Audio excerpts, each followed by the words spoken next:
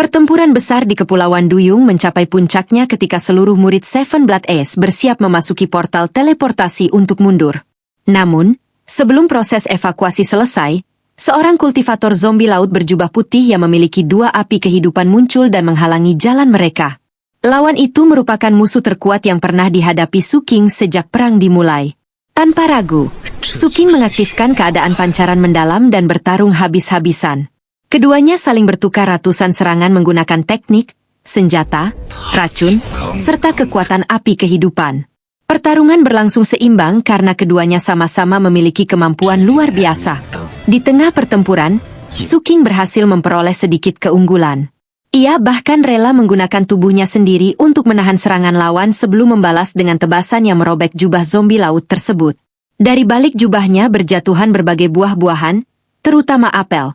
Sesuatu yang terasa sangat janggal bagi seorang zombie laut.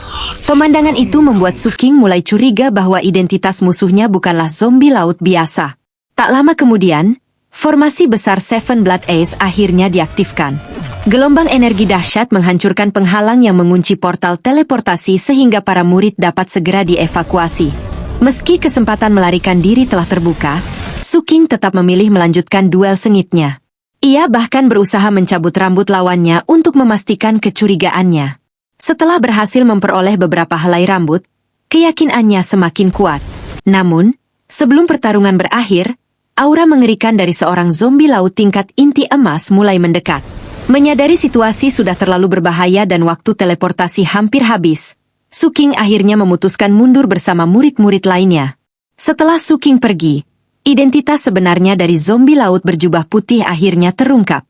Ternyata sosok itu adalah kapten yang sedang menyamar sebagai zombie laut untuk menjalankan misi rahasia. Ia mengeluh karena penyamarannya hampir terbongkar, buah-buahannya hancur, bahkan apel terakhirnya telah diracuni oleh Su King. Kapten juga kesal karena terluka dalam pertarungan dan bertekad membalas perbuatan Su King di kemudian hari. Sesampainya kembali di markas Seven Blood Ace, Su King menyelesaikan laporannya dan berpamitan kepada Gumu King.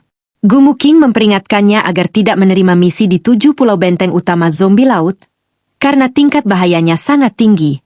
Setelah mengingat kembali seluruh pertarungan, Su King semakin yakin bahwa lawannya tadi memang kapten yang sedang menyusup demi menjalankan rencana tertentu. Mengetahui sifat kapten yang pendendam, Su King pun bertekad mempercepat peningkatan kekuatannya dengan membuka lebih banyak lubang dharma.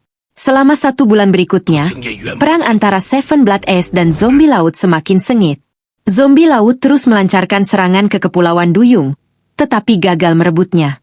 Sebaliknya, mereka berhasil menguasai Kepulauan Pearl dan menemukan seluruh pil terlarang yang sebelumnya dikubur oleh Seven Blood Ace. Akibatnya, posisi sekte sempat terdesak.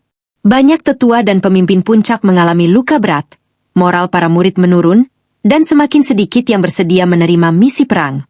Keadaan berubah ketika Seven Blood Ace melancarkan serangan balasan. Seekor kada laut raksasa muncul dan menghancurkan seluruh Kepulauan Pearl hanya dengan satu gerakan tubuhnya. Pihak sekte menyatakan bahwa makhluk itu dipanggil oleh pemimpin puncak keempat sebagai bagian dari rencana yang telah disiapkan sejak lama.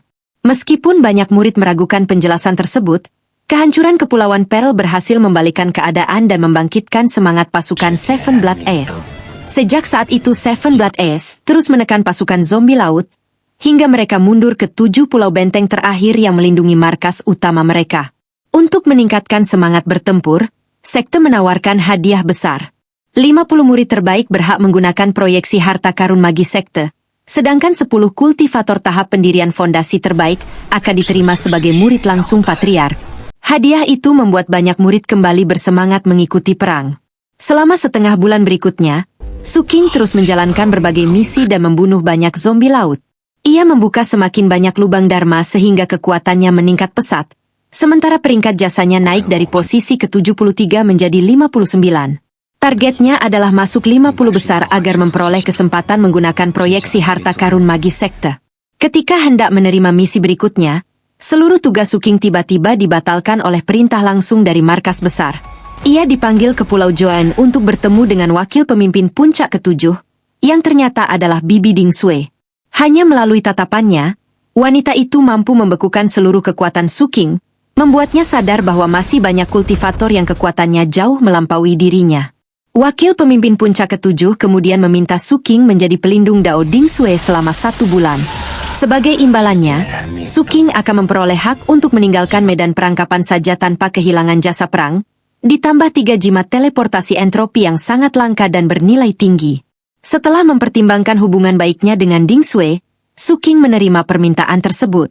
Selama 1 bulan berikutnya, Su Qing mendampingi Ding Sui menyelesaikan berbagai misi. Sebagai murid konklav, Ding Sui memperoleh tugas-tugas penting yang relatif aman, mulai dari mengawal logistik, mengurus korban perang, hingga menyelidiki penyusup dan pengkhianat. Di sela-sela misi, Su Qing juga belajar banyak mengenai tanaman obat dan racun darinya. Seiring berjalannya waktu, tingkat kesulitan misi mereka semakin meningkat. Ding Sui menjalankan setiap tugas dengan sungguh-sungguh demi membangun rekam jejak agar dapat diterima di koalisi 7 sekte. Berkat perlindungan Su Qing, seluruh misi berhasil diselesaikan tanpa cedera serius. Menjelang akhir masa perlindungan, Ding Sui tiba-tiba datang dalam keadaan terluka akibat memaksakan kultivasinya. Ia memohon kepada Su Qing agar membantunya menyelesaikan 16 misi sekaligus karena tidak ingin seluruh usahanya sia-sia. Su Qing yang merasa iba akhirnya menyetujui permintaan tersebut. Belakangan terungkap bahwa luka Ding Sui sebenarnya hanyalah bagian dari rencananya untuk menghabiskan lebih banyak waktu bersama Su Qing dan mempererat hubungan mereka.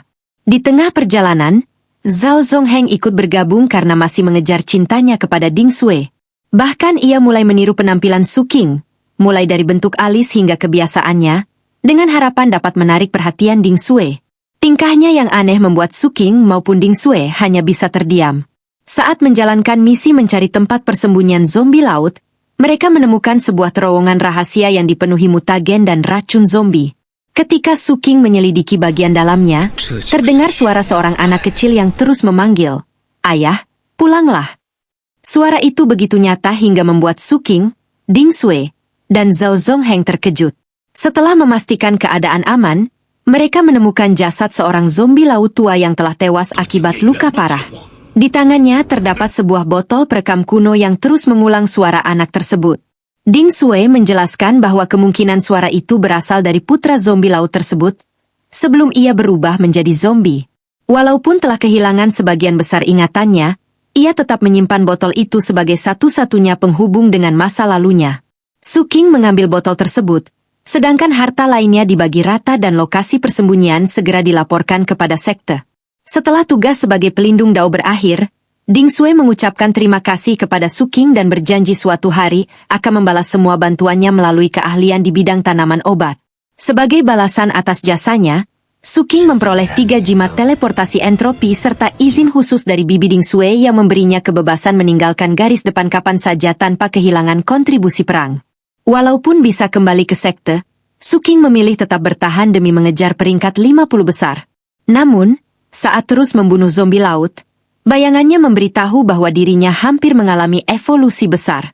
Tidak lama kemudian, Patriar Prajurit Fajra Emas juga mengatakan bahwa ia hampir mencapai terobosan yang akan memanggil petir surgawi pembersih jiwa. Menyadari kedua bawahannya akan berevolusi, Su Qing memutuskan meninggalkan garis depan dan menuju wilayah damai milik klan Hornsander, sekutu Seven Blood Ace yang terkenal ahli membuat boneka. Dari sana ia memperoleh peta menuju sebuah pulau tambang tua yang telah lama ditinggalkan. Pulau tersebut dipenuhi mutagen, es hitam beracun, dan energi dingin sehingga sangat cocok menjadi tempat evolusi bayangannya. Setelah memastikan seluruh tambang aman, Su Qing berjaga sambil membiarkan bayangannya menyerap mutagen dalam jumlah besar.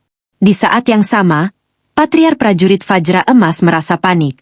Ia takut bayangan akan berkembang lebih dahulu sehingga posisinya sebagai bawahan terpenting Su Qing tergantikan.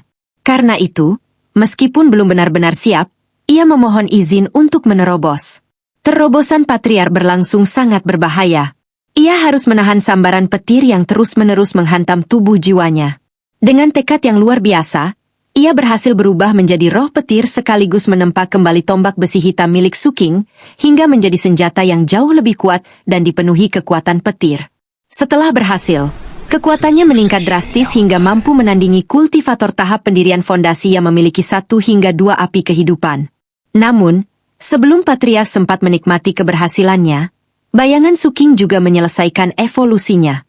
Wujudnya berubah menjadi pohon hitam raksasa yang dipenuhi lebih dari 100 mata merah, serta mulut besar bertaring tajam. Aura yang dipancarkannya jauh lebih jahat dan mengerikan daripada sebelumnya, menandakan bahwa kekuatan bayangan tersebut telah mengalami peningkatan yang sangat besar.